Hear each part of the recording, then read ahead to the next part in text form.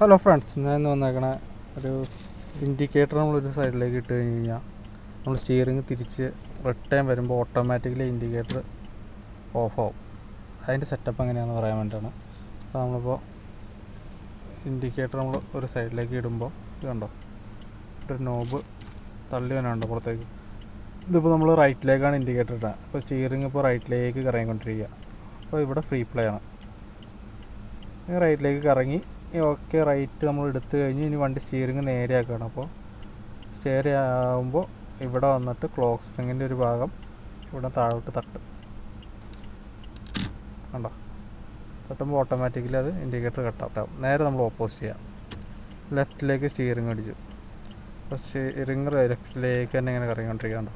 നേരെ ലെഫ്റ്റ് കഴിഞ്ഞ് നമ്മളിനി വണ്ടി നേരെ ആക്കണനുസരിച്ച് ക്ലോക്ക് സ്പ്രിങ്ങിൻ്റെ മറ്റേ സൈഡ്, ഇത് ഓപ്പോസിറ്റ് സൈഡിലേക്ക് ലോഡ് വരും.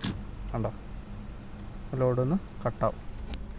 അതിന് സഹായിക്കുന്ന ഭാഗമാണ് ഈ ക്ലോക്ക് സ്പ്രിങ്ങിൻ്റെ ഈ കട്ടിങ്. കണ്ടോ, ഈ കട്ടിങ് അതിനു വേണ്ടി സഹായിക്കണതാണ്. Thanks for watching.